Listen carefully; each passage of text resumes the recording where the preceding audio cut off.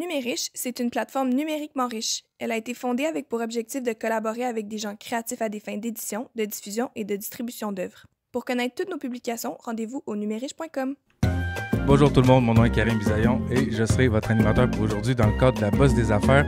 Je reçois mon ami Bodo Sides, le fondateur de Lunettes et du Hidden Showroom. L'épisode devrait durer en dessous de 60 minutes. Merci à vous, bonne écoute. Salut Bodo, comment ça va? Ça va très bien, et toi? Tu t'es pas arrosé?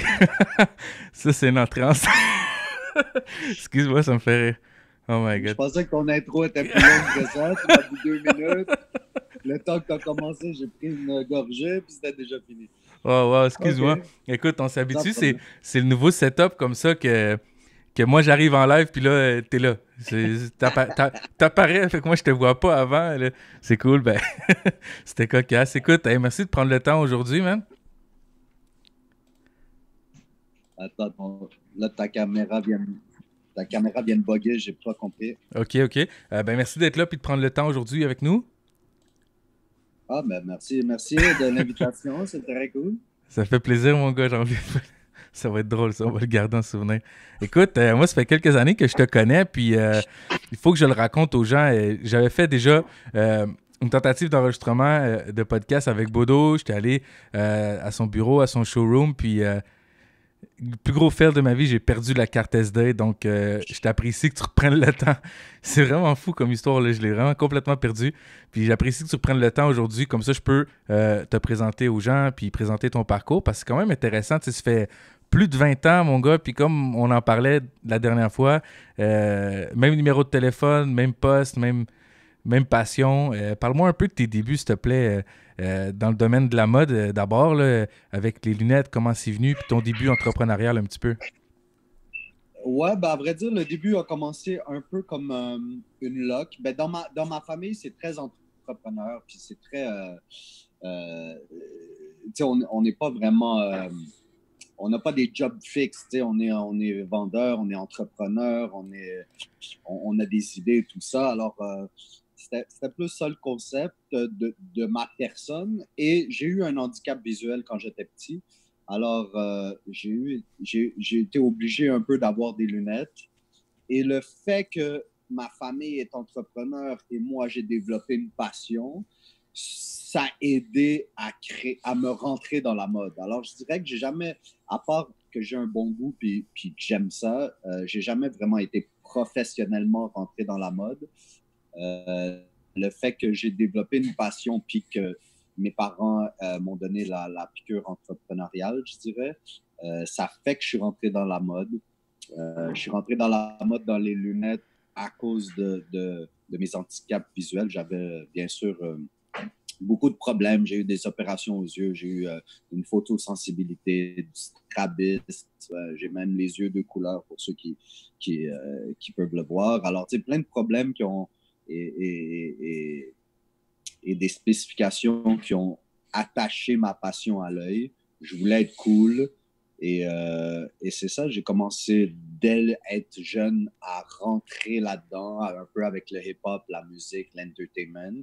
Et ça fait que maintenant, c'est un peu plus pointu, styliste oculaire, vendeur de lunettes. Mais la mode, pour moi, le mot est très large. Alors, je dirais que je suis rentré dans la mode très jeune à cause d'une passion et la piqûre a fait que j'ai continué professionnellement. Finalement, c'est plus de prendre part à une culture que d'être dans le milieu de la mode comme un fashion designer ou quelque chose comme ça. Quoique que tu te nommes styliste oculaire parce que ça fait plus de 20 ans que tu conseilles les gens sur les styles de lunettes qui fonctionnent pour eux, le type de lunettes à utiliser. Ouais. Ça fait pas de toi quelqu'un qui est optométriste, mais qui est quand même dans le domaine puis qui permet de conseiller les gens, surtout par rapport aux marques, au style et plusieurs applications qu'ils peuvent avoir avec lunettes. Par exemple, toi, c'est drôle parce que j'ai toujours vu ça de toi. Je me suis dit, crime, son histoire, c'est comme si elle était écrite pour lui. Il l'a accepté puis il l'a emmené au maximum parce que à cause des opérations puis des problématiques que tu avais avec les yeux, tu es venu qu'apporter des lunettes assez jeunes, tu avais des problèmes de vue. Puis au lieu de dire, hey, ça, c'est un problème, quand tu as réalisé que tu pouvais finalement en partir une business, tu as comme transformé un parcours qui t'a accompagné depuis toujours, puis tu l'as transformé en service qui était de moi, je veux que les gens ils portent des belles lunettes. Je trouve que ça fait du sens avec Ouais. la communauté que je connais, la culture dans laquelle je suis. Puis tu as comme tout mélangé ça Ouais. ensemble pour créer un brand, si on veut, qui est lunettes. Ben justement, tu viens de le dire, c'est que moi, personnellement, moi, je suis mon meilleur client. J'allais dans les magasins dès le plus jeune âge, 5 ans, 7 ans, 10 ans, puis on me disait toujours, non, non, ça, c'est pas pour toi, va vers elle. Puis je trouvais toujours les choix qui me donnaient plates, les choix comme j'avais l'air d'un nerd, j'avais l'air d'un étudiant. Puis dans ce temps-là, il y avait les films, La guerre des Tucs et tout ça. Puis c'était, hey, les barniques, ta gueule. Alors, tu sais, je voulais pas être le petit gars, et tu l'as dit tantôt, tout le monde connaissait les opticiens, les optométristes, les ophtalmologues. Alors, à la fin, ophtalmologiste, à la fin, le gars qui faisait juste vendre des lunettes était pas cool. Le magasin, c'était une clinique, peut-être, c'était pas une boutique. Maintenant, c'est des boutiques fashion et la clinique est à l'intérieur. Avant, c'était plus le contraire. C'était une clinique et il y avait des modèles qui étaient au visage, mais qui n'étaient pas fashion. Alors, tu sais, moi, j'étais tanné qu'on me dise quoi faire.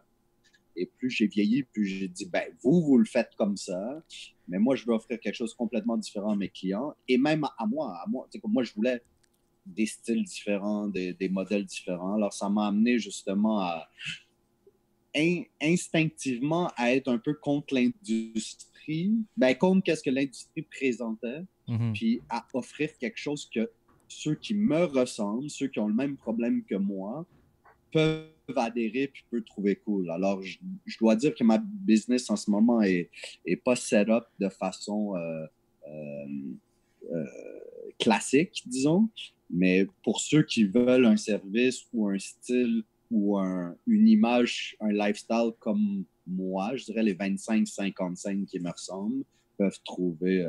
ben, j'ai inventé ça pour eux, on peut dire, ou j'ai inventé ça pour eux. Parce que c'est vraiment unique. Puis maintenant, je sais pas, c'est sûr que tu as été pionnier là-dedans, mais surtout à Montréal, je sais pas si ça s'est fait ailleurs, mais tu as commencé il y a 20 ans, puis c'est juste dans les peut-être 5 dernières années qu'on commence à avoir plus des magasins dans ce style-là, puis où est-ce que les gros artistes, là, vraiment, toi, tu étais un pionnier là-dedans, parce que même des années 2000, début 2000, tu allais voir les artistes, puis tu mettais les lunettes pour eux dans les vidéoclips, puis tu étais impliqué beaucoup avec la communauté hip-hop.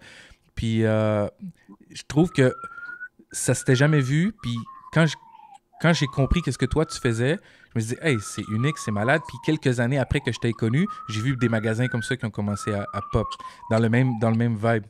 Puis, dans le fond, il y avait aussi les magasins de lunettes de soleil. Tu sais, allais, mettons, dans un centre d'achat, puis là, tu pouvais acheter toutes les lunettes de soleil de toutes les gros marques, de toutes les grosses marques.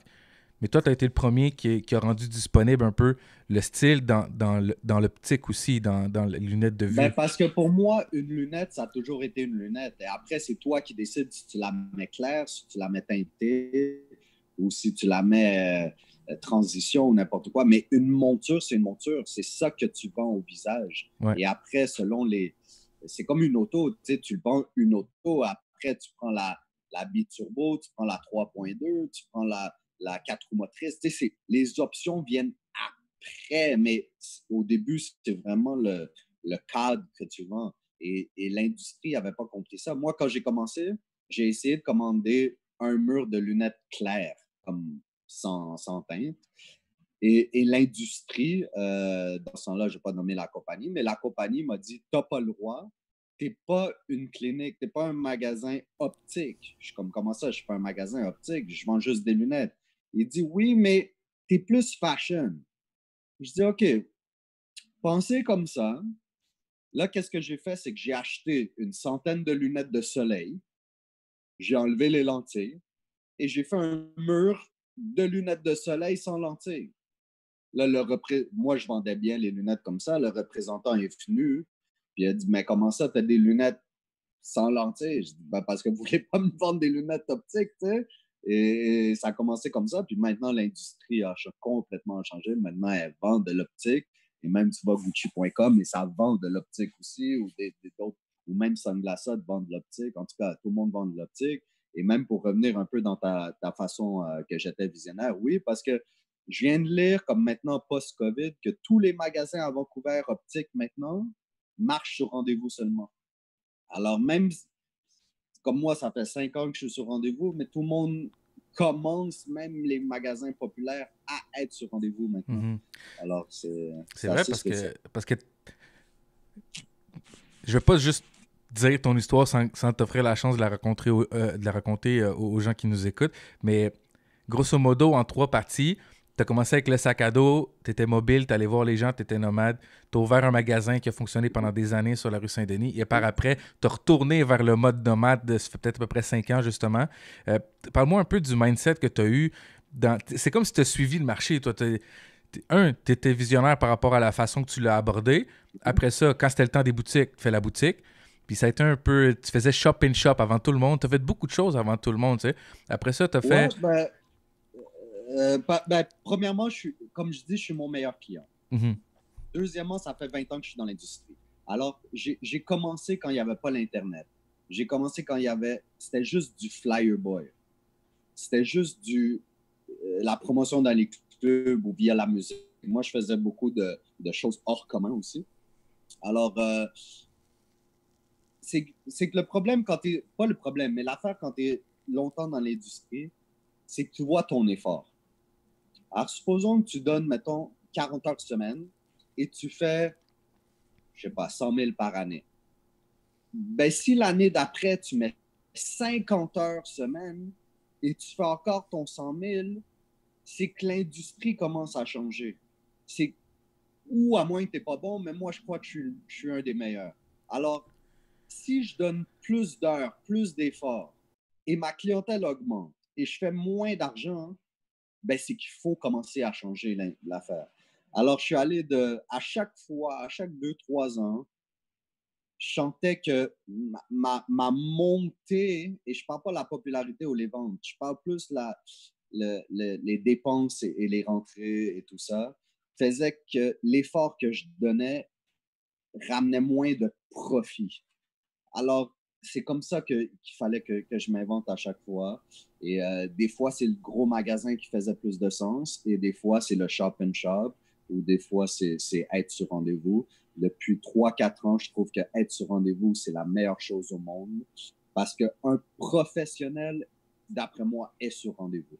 Mhm. Que ça soit un comptable, que ça soit une esthéticienne ou esthéticien, que ça soit avocat, que ça soit un podcast comme le tien, que ça soit un banquier, n'importe quel professionnel est sur rendez-vous dans ma tête.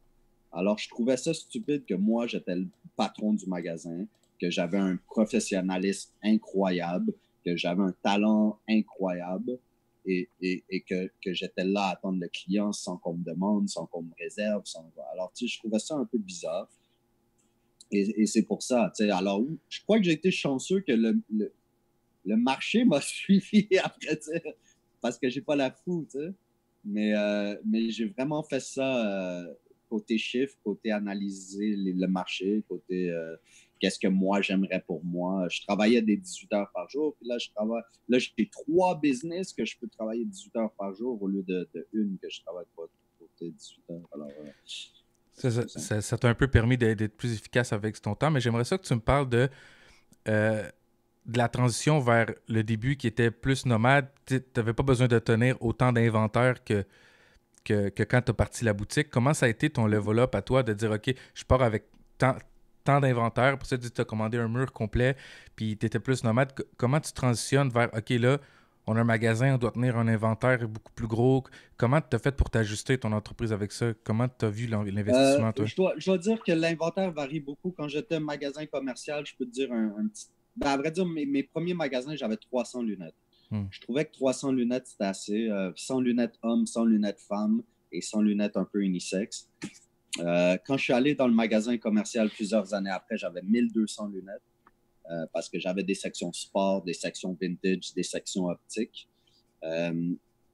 Là, j'ai comme 420 lunettes, environ 500 lunettes, mais ça change énormément. C'est que je suis plus comment dire? C'est difficile de savoir le nombre exact. Là, je suis à l'aise avec ça parce que j'en reçois chaque jour, j'en vends chaque jour et j'ai le nombre pour la place que je veux. C'est un peu le contraire. L'inventaire suit la demande ou la place plus que le contraire. C'est sûr que l'idéal, ça serait d'avoir 1 million de lunettes ou toutes les avoir. Comme ça, tu veux quelque chose, je l'ai ou je peux le proposer. Moi, je suis styliste, alors le plus que j'ai de choix, le plus je peux donner le meilleur choix au client. Alors, comme je te dis, c'est difficile de prévoir le pourquoi je l'ai fait ou le comment je l'ai fait. Moi, je m'entends très bien avec ça. Puis les clients, en autant que je peux, ne pas perdre de vente. Le but, c'est de ne pas perdre de vente. Le but, c'est quand j'ai un visage devant moi, je trouve lunettes au visage. Mais alors, est-ce que ça... Bon, les bails commerciaux puis tout ça, c'est quand même un switch à faire. Là. Tu te lances dans une business, tu ouvres un commerce. Il y a Karim Leduc de Dulcedo qui fait dire bonjour, Bodo. Il dit shout-out à Bodo et Karim. Salut Karim, merci d'être là, merci d'être passé nous dire salut. yes. C'est ça, dans le fond, ton switch puis ton mindset de dire OK, là, je pars d'un projet, je transforme ça en business, c'est des investissements, c'est des loyers commerciaux, c'est des trucs. Est-ce que toi, comme c'est plus un service qui est très personnalisé, ça t'a fait peur au début ou t'as dit ça prend un commerce là parce que le marché s'en va là-dedans? C'est un risque, c'est un gros risque. Là. Moi, il y a plusieurs années, on m'avait influencé pour avoir des gros magasins, des chaînes, et tout ça. Et moi, j'ai jamais vraiment été là-dedans. Je voulais tout le temps faire un service personnalisé, un service de base. Il y a plusieurs années, j'ai signé un gros un bail de 5 ans plus 5 ans sur Saint-Denis. Et je crois que ça a été le plus gros stress de ma vie parce que quand tu dois 300 000 à quelqu'un ou quand tu dois... Puis je parle du futur, là, c'était pas une dette active, là, c'était plus... T'es engagé, tu sais. Ben, c'est ça, tu as un engagement contractuel. Alors, c'est ça, je dois dire que c'est l'affaire que j'ai le plus détestée. Et même maintenant, mes paiements mensuels sont le moins possible. Je déteste avoir des mensualités ou un contrat à long terme ou tout ça. Parce que si demain, je veux faire quelque chose d'autre, j'aime pouvoir fermer puis faire quelque chose d'autre. Ça, comme je te dis, c'était environ 10 000 par mois. C'était crazy, un gros magasin, incluant, je parle bien sûr, les employés, les taxes commerciales, les dépenses et tout, l'électricité, tout ça. Et moi, j'aimerais ça ne plus jamais faire ça de ma vie. De toute façon, le marché ne va pas vers là. Mais j'aime mieux, en ce moment, j'ai un showroom à l'étage sur rendez-vous. Et c'est plusieurs petites pièces qui me font avoir tout ce que j'ai besoin. Alors, j'ai mon lab shop de optique, j'ai mon print shop de vêtements, j'ai ma salle de conférence, j'ai mon showroom de lunettes, j'ai mon showroom de vêtements. Puis là, je suis en train de faire une finalisation que je suis en ce moment, une salle entertainment, podcast, audio, vidéo. Alors, à vrai dire, le COVID, c'était déjà depuis 2 ans, j'avais ce spot, puis je voulais faire quelque chose. Mais le COVID m'a amené à tout faire ça live et tout faire ça in-house. Alors, en ce moment, moi, je suggère à tout le monde de plus aller là-dedans que dans les bails commerciaux parce que, je sais pas, le marché va pas vraiment là-dedans, puis le stress est là. Mais chacun son truc, mais moi j'aime ça de travailler dans mon magasin. J'aime ça être le boss, j'aime ça être le gars qui travaille le plus d'heures. Alors, les magasins, je trouve que tu mets un pion à salaire minimum, puis OK, c'est pour ceux qui sont pas capables d'être là peut-être, mais moi ce setup. Le bureau était toujours mieux que le magasin. Parce que ton service est tellement personnalisé de toute façon que est-ce qu'un employé va toujours pouvoir conseiller puis offrir le même service que toi tu as avec l'expérience que tu as accumulée avec les années puis avec la vision que tu as, tu sais? L'employé va toujours pouvoir parce que il est entraîné un peu de la même façon que moi je fais mes ventes. Sauf que c'est un peu plus difficile en boutique parce que quand le monde y vient pour moi si j'étais en boutique, le monde vient pour moi sans rendez-vous. Et là, si je suis pas là, ils veulent pas acheter parce que l'employé, c'est pas moi. Mais si c'est sur rendez-vous, first, je suis sûr d'être là pour eux, ou ils prennent rendez-vous avec quelqu'un d'autre. Alors, ils s'attendent à savoir qu'est-ce qui va se passer puis avec qui il va se passer. Ouais. Alors, en ce moment, un client ne peut pas venir, à moins qu'il n'est pas informé puis c'est sa faute, mais il ne peut pas venir devant une porte fermée ou devant quelqu'un qui n'a pas le rendez-vous avec. Tu sais. Alors, il s'attend à qu'est-ce qu'il y a. Tu sais.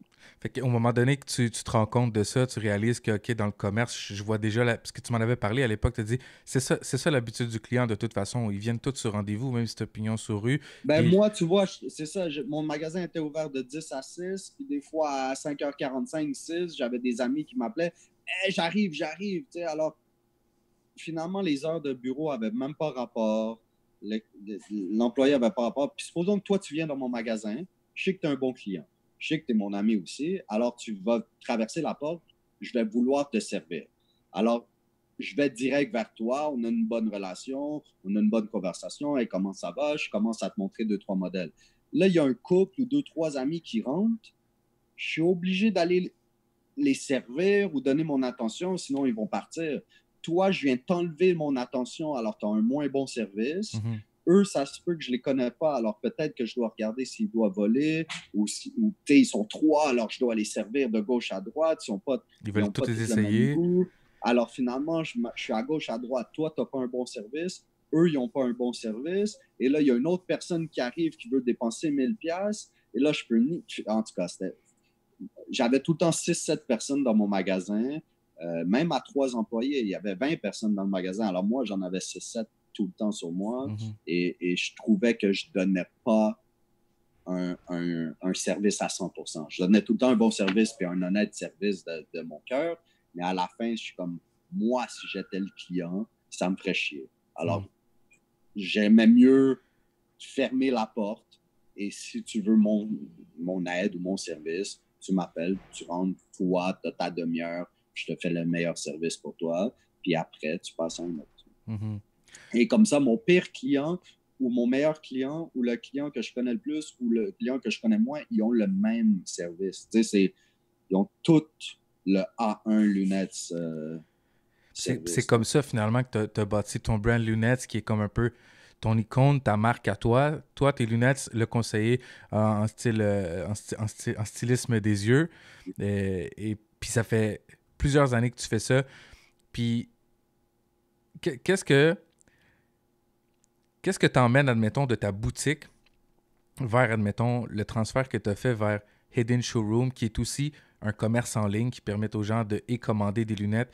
Est-ce que ça te frustre pas, peut-être justement, de vendre en ligne de l'inventaire que, oui, tu aimerais donner le super bon service que tu mentionnes, mais là, c'est en ligne, c'est très impersonnel, c'est du shipping ou du dropshipping, puis est-ce que tu as l'impression que tu es limité dans ça, mais quand même, comme c'est Hidden Showroom, tu as la possibilité d'emmener les gens vers toi puis d'avoir ce service-là personnalisé quand même. Comment tu vis ces deux réalités-là maintenant?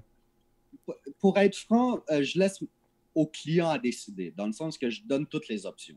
Il y a l'option sur le net et il y a l'option boutique. Il y a même l'option téléphone, DM, Instagram. N'importe quelle façon est bonne si c'est ta façon. Mm-hmm. Sauf que tu dois suivre un peu le mode d'emploi. C'est que tu ne peux pas ne pas venir en boutique et vouloir le même service comme conseille-moi, voici ma photo, envoie-moi les 10 meilleurs modèles.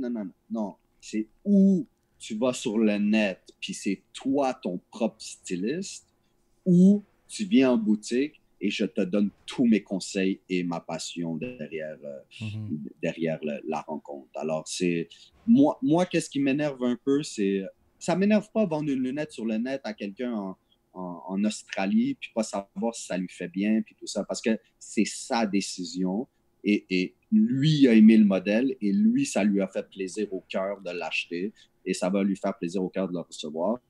Et bien sûr, en tant que patron ou gars qui le ship, j'aimerais ça que ça lui fasse à merveille, puis qu'il soit 100% content de la vente. Mais s'il n'est pas content, c'est quand même lui qui a décidé le processus. Et ça a été une option offerte par ma compagnie que lui a accepté. Alors moi, je suis 100% à l'aise avec ça. Mm-hmm. C'est sûr que l'idéal, en tant que styliste, c'est de conseiller moi-même parce que c'est ça ma job. Puis la plupart du monde ont quand même, sans le savoir, besoin d'un professionnel pour conseiller des lunettes au visage parce que c'est pas tout le monde qui sont capables. Et c'est ça, moi, c'est vraiment ma spécialité, mais c'est pas tout le monde qui est à Montréal, c'est pas tout le monde qui est capable de venir, c'est pas tout le monde qui... moi, j'ai déjà eu des clients qui disent « Ben non, je veux juste des lunettes de soleil, je veux pas prendre un rendez-vous. » Je dis « OK, ben alors va dans une boutique qui t'offre ça. » Nous, on s'assure que tu as la meilleure lunette, on s'assure qu'on donne les meilleurs conseils. Les employés sont quand même entraînés de la même façon aussi. Alors maintenant, oui, j'ai des employés qui peuvent le faire en showroom, qui le faisaient un peu moins en magasin. Mais ouais, non, à la fin, je peux pas être triste. C'est sûr que moi, ma vente idéale, c'est d'avoir une personne qui veut une belle lunette sur son visage et qui vient et que je peux le conseiller. Mais à la fin, je ne vais pas empêcher quelqu'un de... J'ai beaucoup de produits exclusifs, j'ai beaucoup de produits qui ne se trouvent pas à gauche et à droite.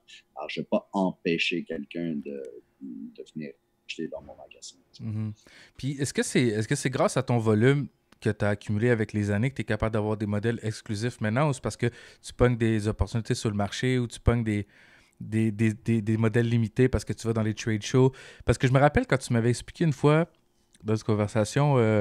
au hasard, tu m'avais expliqué au début, le hustle du début, justement, quand tu n'avais pas le droit d'avoir la licence pour vendre de la lunette d'optométrie puis tout, puis tu as fait ça. C'est comment que les fournisseurs sont venus qui a accepté ce que tu faisais? C'est quand on vu le volume, finalement? Ou comment ça s'est passé, cette histoire-là? Oui, non, c'est plus la réputation puis le fait que tu ne casses pas les prix, tu ne casses pas l'image de la marque.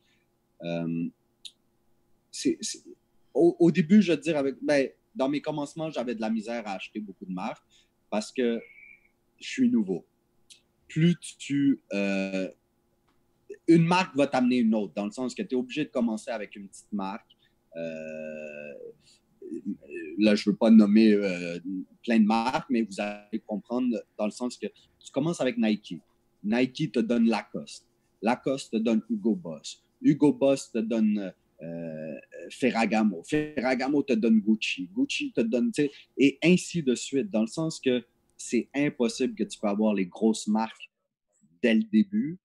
Tu dois commencer avec des petites marques et tu dois respecter les petites marques. Tu dois, bien sûr, payer tes comptes, faire ta réputation. Et le distributeur, il y a plus qu'une marque. Alors, plus tu es bon avec les marques de base, plus il va te donner des grosses marques. Et non seulement, ça, c'est la première base des côtés marque.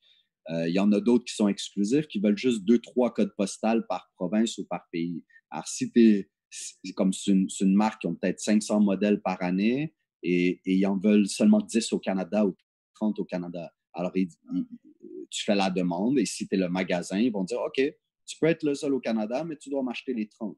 Alors, tu achètes les 30, puis là, tu as cette marque-là, tu es exclusive au Canada. Moi, personnellement, j'aime ça, aller dans les conventions de lunettes partout dans le monde. Il y en a, mettons, en mars à New York, il y en a en septembre à Vegas. Et ça, c'est une fois par année à chaque place. Puis tu vas là-bas, tu restes 2-3 jours et tu vois l'industrie au complet. Alors, tu prends un petit notepad et tu te dis « Ah, cette marque-là est cool, je la voudrais dans mon magasin. Cette marque-là est pas cool. » Et après, tu vas t'asseoir avec eux, tu es en soute. Tu te dis « Ça fait 15 ans que j'ai ce magasin-là. J'aimerais ça avoir votre marque. Pouvez-vous m'envoyer des photos? » Tu envoies des photos, tu envoies les autres marques que tu as. Puis à la fin, si tu passes comme une entrevue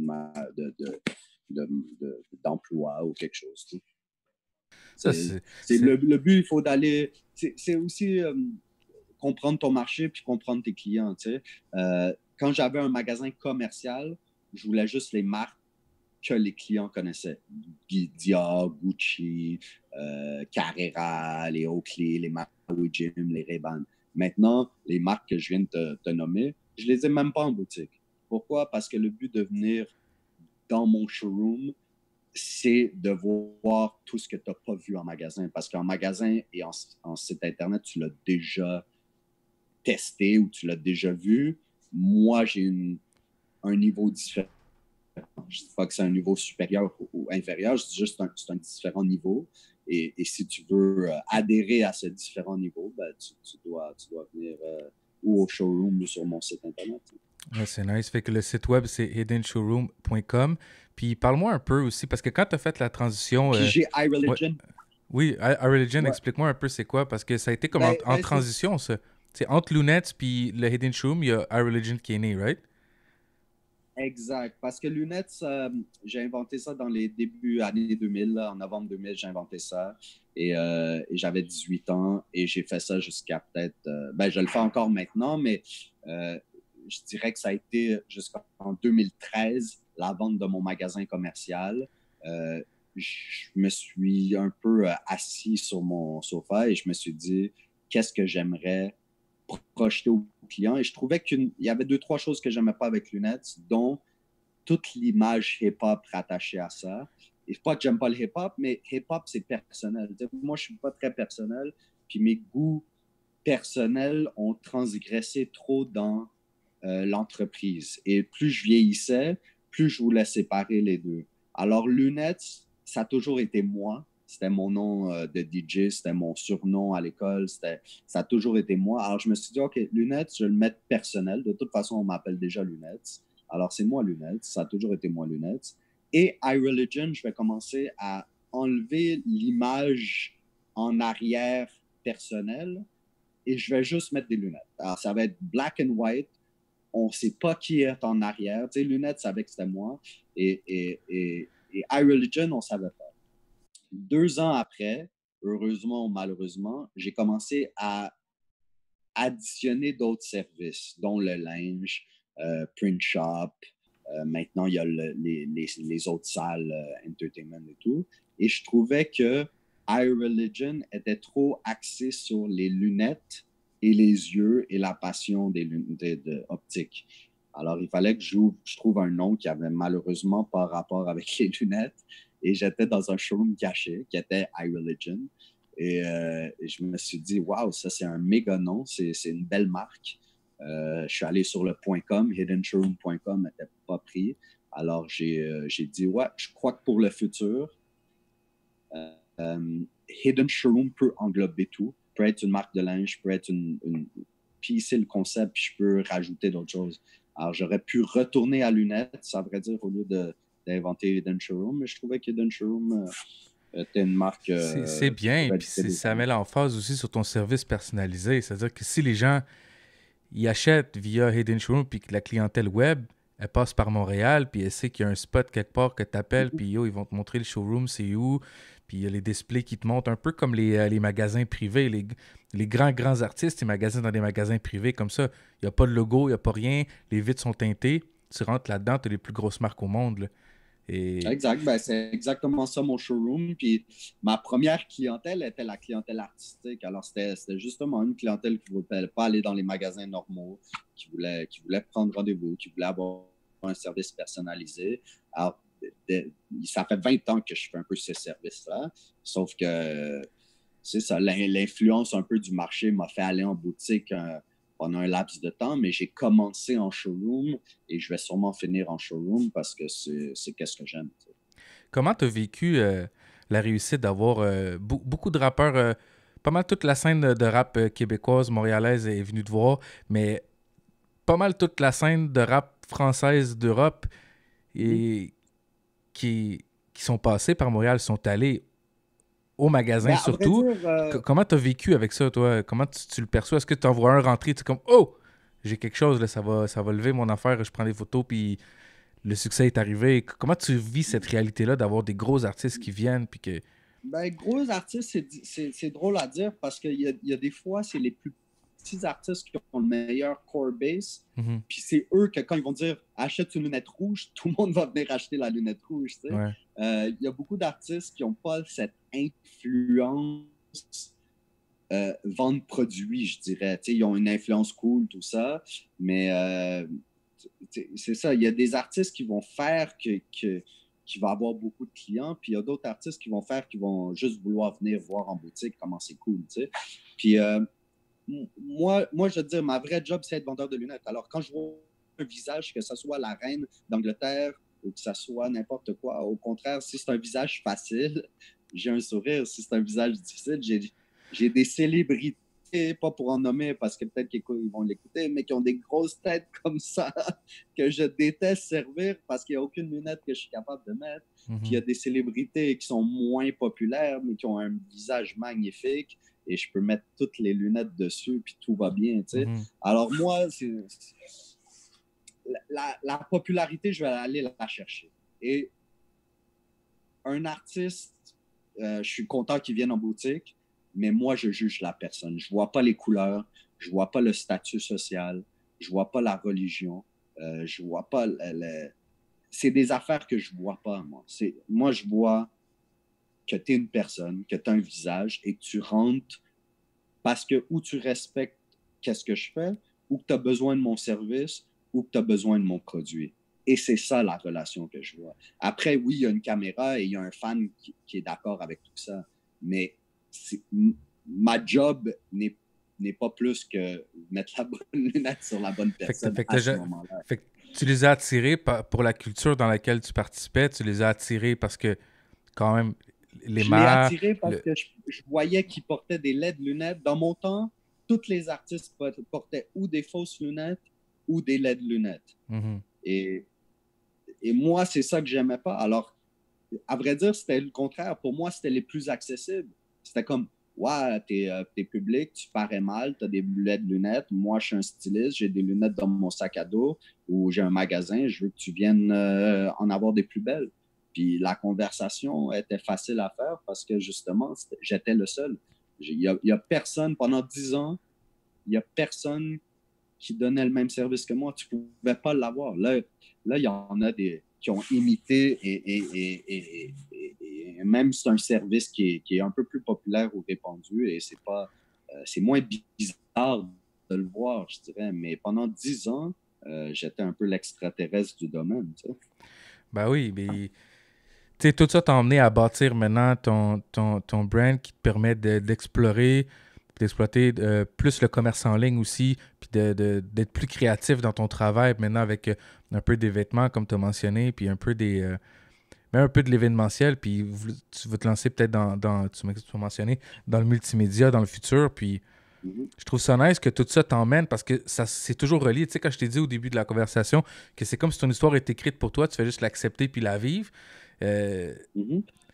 Comment tu fais, toi, pour savoir si tu es en train de faire la bonne chose, même si ça semble très logique? Est-ce que tu y vas parce que c'est très logique ou s'il y a vraiment une ambition derrière de dire ça, c'est le prochain step, c'est ce que je veux faire? Je te dis la vérité. Premièrement, je suis très structuré dans ma tête. Je fais toujours toutes les options, dans le sens que il y a la route 1, la route 2, la route 3, la route 4, la perception de un, la perception de l'autre. J'essaie de faire tous les scénarios dans ma tête à chaque fois. Mais la vraie réponse à ta question, c'est que j'aime ça être différent. Je ne sais pas pourquoi. Ben, je suis né différent. Mon vrai nom est Bodo, j'ai les yeux de couleur, je suis un gars différent. Je n'ai pas demandé à être différent, mais je suis différent. Et quand je crée une business, et c'est pour ça que je suis un peu visionnaire peut-être, c'est quand je vois les autres qui l'ont créé, je regarde, je suis comme, ah, c'est cool, félicitations, et je fais d'autres choses. C'est que moi aussi, je veux créer. Je ne veux pas vous copier. Comme si vous inventez quelque chose, je suis content pour vous. Moi aussi, je vais inventer quelque chose et soyez content pour moi si ça marche. Mais à la fin, c'est que moi, je suis très à l'aise dans une nouvelle aventure, à suivre ma pensée, à suivre qu'est-ce que j'ai écrit sur papier, à suivre qu'est-ce qui est bon pour moi. Et j'y vais avec toute honnêteté et loyauté dans mon projet et je structure mon projet. Est-ce que j'y pense?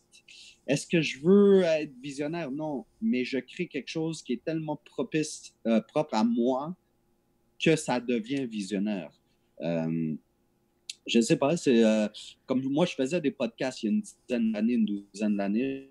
J'avais plein de podcasts et quand ça a commencé à être populaire, j'ai arrêté. Pourquoi? Parce que j'étais content de voir du monde qui était plus professionnel que moi. Même chose dans le rap, même chose comme DJ. Quand je pars quelque chose et je vois quelqu'un qui est plus professionnel que moi, je suis content, j'arrête et là, j'invente d'autres choses. Alors, c'est ça un peu la façon que je procède. Et par miracle, toutes mes idées ont marché. Mais c'est toi, tu dis que c'est écrit pour moi. Je crois que j'essaie de l'écrire. Ce que je veux Mais dire, c'est qu'il y a une inclinaison vers ça. Je veux dire, la vie t'a montré des chemins, puis j'ai cette impression-là, tu sais. Parce que quand même, ben, je suis pas influençable. Ouais. Je crois que c'est la raison de. C'est parce que si quelqu'un dit hey, c'est cool, fais ça. Non, non, toi, tu trouves ça cool. Moi, laisse-moi trouver quelque chose que je trouve cool aussi. Et après, on va le présenter les deux au public. Et toi, tu vas avoir tes clients. Moi, je vais avoir mes clients. Et les deux, on va avoir le bassin de clients ensemble. Je trouve ça bizarre un peu le monde qui font la même chose puis qui volent les clients des autres. À la fin, non, juste, le bassin est tellement grand dans la population que fais quelque chose qui te plaît, fais quelque chose qui est structuré à ta façon et ça va marcher. C'est pas... le monde, des fois, ils font le concept qu'ils voient ailleurs, ils le font pareil, mais vu que c'est pas authentique, ben finalement, 1 ou 2 ans après, ça marche pas. Puis là, ils se posent des questions comme pourquoi ça n'a pas marché, j'ai fait la même chose que l'autre. Ben, c'est des fois pour ça. Tu sais.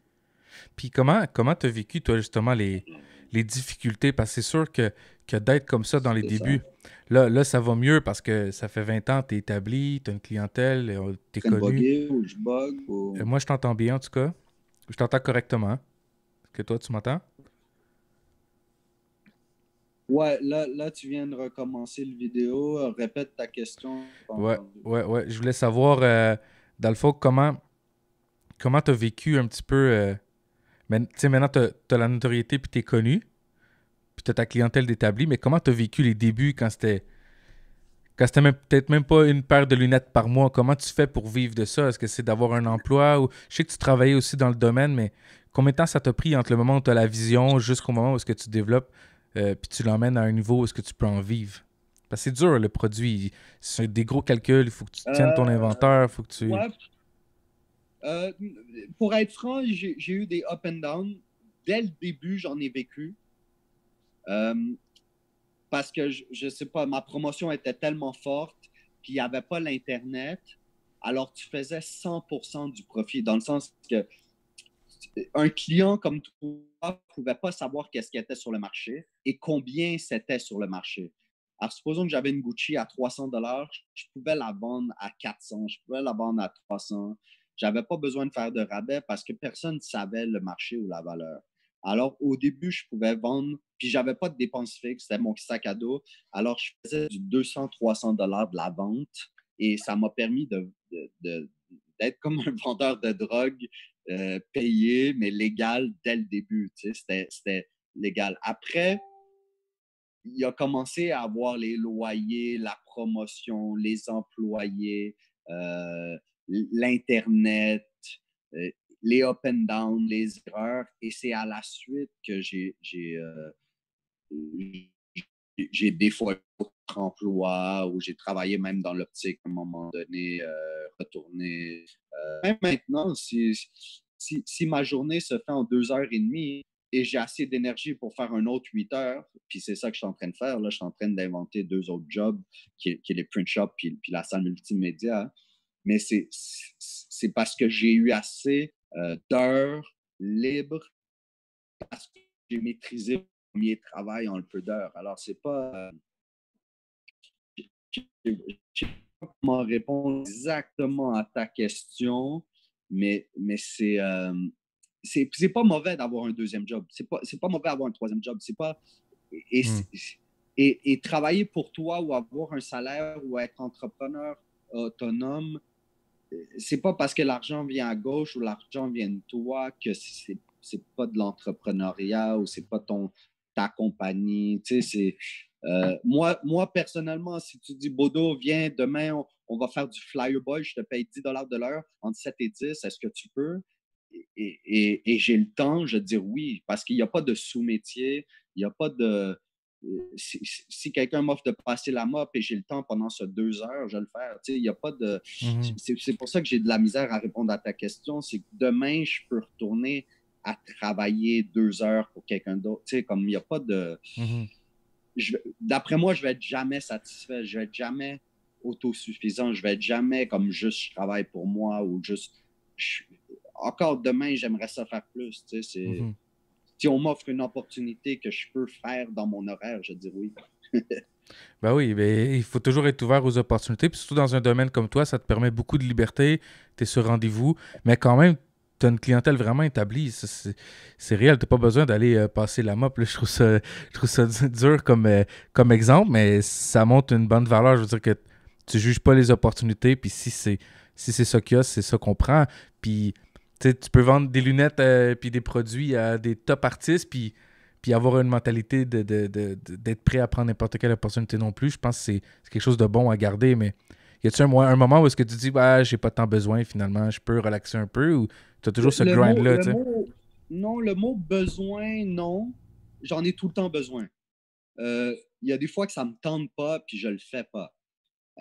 Ça, c'est la personne humaine. Mais le knowledge, il y en a tout le temps à apprendre. Comme si demain, je regarde une vidéo YouTube qui m'apprend à monter une vidéo, qui m'apprend à faire de la céramique, ou moi, je lis beaucoup de livres, à vrai dire. J'aime ça. Le knowledge est jamais de trop. Apprendre à travailler, apprendre un nouveau métier, apprendre même à, comme je te dis, on vient d'utiliser ça, mais passer la mop, ben, je m'excuse, si on dit de 2 fois passer la mop, après aller prendre le savon, repasser la mop, et c'est ça la technique, et tu ne le savais pas, ben, tu viens d'apprendre quelque chose. Alors, moi, j'espère apprendre toute ma vie, j'espère m'améliorer toute ma vie, et j'espère, à la fin, je ne sais pas, si quelqu'un me donne une opportunité d'apprendre plus que je sais maintenant et je refuse, je vais me trouver un mauvais entrepreneur, ou je vais me trouver, je ne sais pas. Il ne Ouais. faut jamais refuser des opportunités. Et comme je te dis, il y a pouvoir et il y a vouloir. Tu sais? Et si tu refuses des opportunités, je trouve ça bizarre. Si tu peux pas et tu la manques, ben ça, c'est une chose normale. Tu sais? Parle-moi un petit peu de qu'est-ce que tu vois pour le futur pour toi. Je sais que t'aimes bien voyager, puis là, ça fait quelques temps que je t'ai pas vu partir. Bien sûr, il y a eu le confinement puis tout, mais tu avais ouvert aussi une boutique à Antigua. Comment ça a été cette expérience-là rapidement? Mais comment est-ce que tu planifies ta vie? Tu parles d'être lean en business, de ne pas avoir trop de dépenses, puis d'avoir le plus de liberté possible, puis d'être toujours ouvert à apprendre. Mais qu'est-ce que ça t'emmène concrètement pour le futur, pour toi? C'est quoi le mode de vie vers lequel tu t'enlignes avec tous ces multiservices-là que tu emmènes en place? Est-ce que c'est pour te permettre de plus retourner vers le voyage aussi un peu, puis d'être plus mobile? Ouais, ben, ouais, je vais répondre à ta première partie de question. Oui, j'ai eu une boutique à Antigua, dans les Caraïbes. Oui, j'ai adoré l'expérience, ça a été magnifique. Oui, je le referai. J'ai toujours voulu être au soleil. Moi, je suis un gars de chaleur. Je vends des lunettes de soleil. Alors, être au soleil, c'est la meilleure chose. Ben oui. Mais je suis un gars business. L'opportunité business a fait que la structure et l'opportunité a dû être fermée. J'ai vendu, fermé la boutique. Je suis revenu. Ça n'a pas été une mauvaise expérience, puis je garde mes oreilles ouvertes pour ça. Ça, c'est côté 1. Côté 2, le futur, je suis toujours en train d'essayer des nouvelles choses parce que le futur change. Puis comme tu as dit, je vois les choses d'avance. En ce moment, je fais la technique barbershop que j'appelle. Il y a plusieurs années, c'était la technique artiste. Je traitais ma business comme un record label, comme les musiciens, comme les artistes, la promotion, tout ça. Maintenant, je fais ça comme un barbershop. C'est que j'ai une place avec tous les outils, les lunettes, le linge, le lab, la salle multimédia et tout. Et j'ai comme des stylistes comme moi, comme des barbershops. Chacun a sa chaise, comme on dit, comme les coiffeurs. Alors, ils viennent ici, dans le bureau, ils ont leurs propres clients, ils ont leur propre service, ils font leur propre promotion. Bien sûr, moi, je leur fournis la salle, les outils, mes connaissances, les produits, l'inventaire. Je suis fourni, à vrai dire, tout. C'est clé en main à un styliste qui est capable de faire la même job que moi. Wow. Alors, il y a 4-5 personnes ici qui ont accès à cette place-là, côté professionnel seulement, là, c'est sûr. Et ils viennent ici faire leurs clients à la barbershop. Alors là, c'est une nouvelle technique que tu es la première personne Mais c'est fou, que ça. C'est que justement, on cherchait une façon de te multiplier. Tu dis un employé va peut-être pas toujours donner exactement le même service, mais si tu multiplies d'autres stylistes comme toi puis qui collaborent avec toi, man, c'est merveilleux, ça. Puis ça te permettrait de te créer cette liberté-là pour toi, être en mouvement quand même. Tu sais, ça, c'est malade comme idée. Ouais, tu l'as dit, le mot liberté, c'est très important pour moi. C'est à chaque fois que je suis pas libre dans un contrat de bail ou quelque chose comme ça, je me sens pas bien. Mm-hmm. À chaque fois que je signe un employé, j'aime pas renvoyer des employés. J'aime pas tout ce qui est émotif. J'ai pas le temps pour ça. J'aime pas ça. Alors moi, j'aime ça. Tu viens, tu fais tes choses, tu pars. Mm-hmm. Après, comme je te dis, moi, je vais être le meilleur guide. La structure, la façon de faire, le talent, le service, l'image, tout ça, ça, c'est ma job. Ça, c'est moi qui va tout te donner.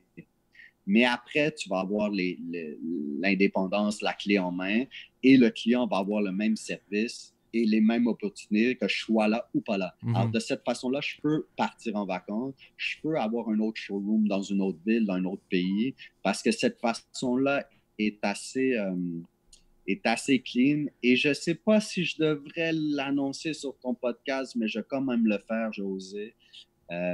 À partir de l'été prochain, il y a la lunette mobile qui arrive, qui est la même chose que j'ai en showroom pour lunettes, mais dans un Sprinter Mercedes.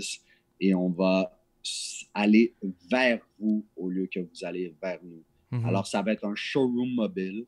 La même chose, mais au lieu de payer un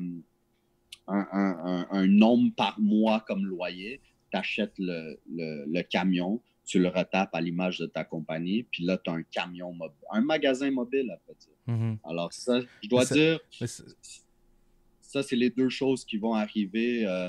Je te le dis parce que de toute façon, vous allez le voir dans mes annonces, mes posts, ceux qui me suivent. Alors là, ça fait plusieurs mois que je suis en train de le faire, mais pour mai prochain, ça va être le nice. Big move. Ouais. Nice, puis c'est une grosse façon aussi pour toi de créer encore justement plus de multiplication. Tu peux avoir autant de camions qui est possible avec un système comme ça, puis tu peux aussi toi-même avoir la liberté de te déplacer avec ce système-là, si on veut. Là. Et tout de suite après, on va sûrement avoir le camion optométriste à côté qui va nous suivre.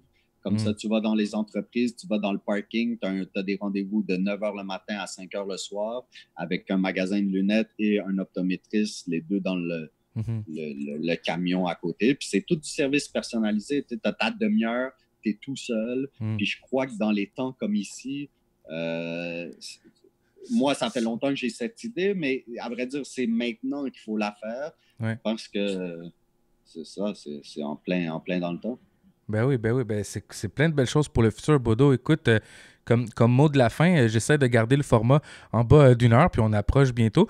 Comme mot de la fin, j'aimerais ça que tu me dises peut-être qu'est-ce que tu conseillerais à quelqu'un qui débute dans le domaine dans le domaine des affaires, mais peut-être aussi en lunettes, parce qu'on a quelqu'un aujourd'hui dans le chat qui s'appelle Rama, qui a dit qu'elle est assistante optométriste, puis qu'elle est pas mal intéressée par ce que tu dis, puis elle dit aussi que elle aimerait ça un jour peut-être se partir son propre magasin en ligne, tout ça. Qu'est-ce que tu pourrais conseiller à des gens comme ça dans ton domaine?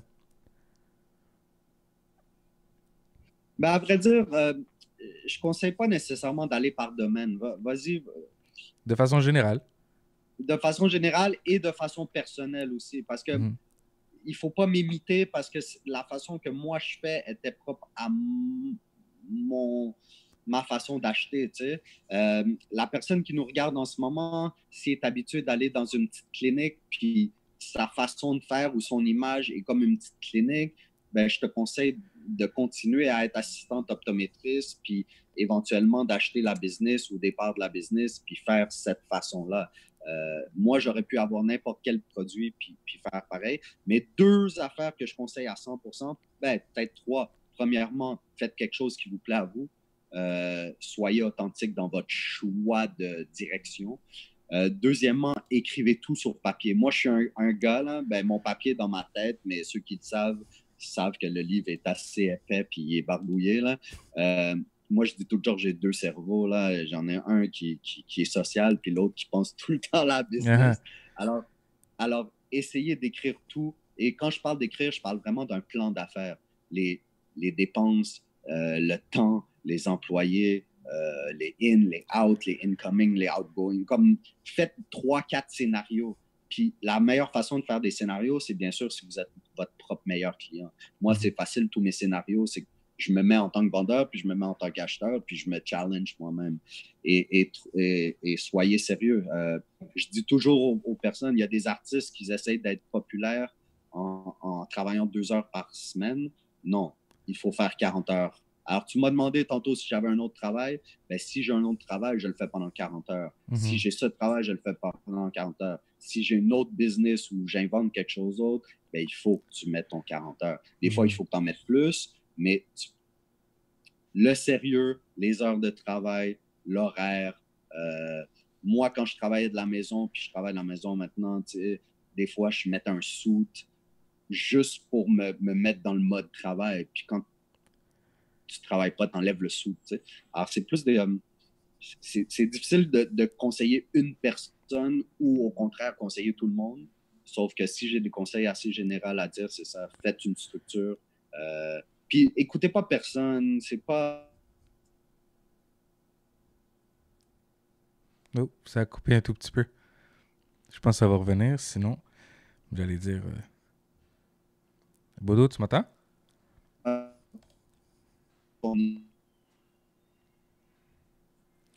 Je pense que t'es encore à Antigua. Ok, là, je te vois. Ah. Bon. Ouais, mais c'est ça. Alors, c'est difficile de donner juste un conseil, mais moi, j'ai été très sérieux. J'ai jamais lâché la ligne directrice que j'avais. J'ai donné plus d'heures qu'il y avait marqué sur papier. J'ai structuré et surtout, faites c'est ça, faites les essais. Faites votre parcours de la façon question-réponse. Est-ce que j'ai assez pour ce loyer? Quel produit je voudrais? Est-ce que mes clients vont faire ce produit? Combien je dois en vendre? Tout. Ça, là, je viens d'aller plus loin dans les étapes, mais à la fin, c'est toujours le questionnement. Et c'est comme un oral au travail ou à l'école, dans le sens que tu dois te mettre devant un miroir et tu dois faire ton oral, te questionner. Exact. En business, c'est la même chose. Exact. C'est un très beau conseil. Ça a été le fun que tu partages un petit bout de ton parcours avec nous aujourd'hui. Je te remercie. On va aller au outro, à la musique de fin. Juste une dernière mention, vu que c'est ton podcast, puis tu as des podcasts. Je veux parler aux fans ou je veux parler de personnes de podcast. Je suis en train de vous parler du Hidden Showroom, qui est une salle à partir de la semaine prochaine de podcast, qui va être tout équipé pour les podcasteurs. Comme en ce moment, je te parlerai, j'aurai la caméra devant moi 4D et je serai en train de te regarder d'un projecteur tout droit. Tu m'as appelé 2 jours d'avance, alors le setup n'était pas prêt. Mais le release était supposé d'être le 1er juin, mais à cause d'un peu de retard, il va être release peut-être dans la semaine prochaine. Mais j'invite tous les podcasters, toutes les personnes du multimédia, tous ceux qui ont une petite vidéo de 2 minutes à faire sur YouTube ou pour une présentation de travail à l'employeur ou tout ça, cette salle-là, c'est comme un bureau que tu loues public avec fax, une salle multimédia. C'est ça, mais au lieu d'être pour travailleurs conventionnels, ça va être pour travailleurs multimédia. Alors, nice. Mais moi, je vais venir la visiter, c'est sûr. Puis écoute, peut-être qu'on pourra faire des collaborations pour des tournages dans le futur. Ça va me faire plaisir, en tout cas, de le promouvoir. Tu sais, quand on viendra, on fera des vidéos, on prendra des photos, puis je pourrai le partager avec mes amis. Ça va faire plaisir. Avec grand plaisir, parce que moi, je suis un vendeur de lunettes. Je suis pas un podcasteur, alors la salle est pour vous. Nice. Ben, merci beaucoup, Bodo, pour ta participation aujourd'hui. Merci pour l'invitation. Puis on est les boss des affaires. Merci tout le monde. Bye bye. Numériche, c'est une plateforme numériquement riche. Elle a été fondée avec pour objectif de collaborer avec des gens créatifs à des fins d'édition, de diffusion et de distribution d'œuvres.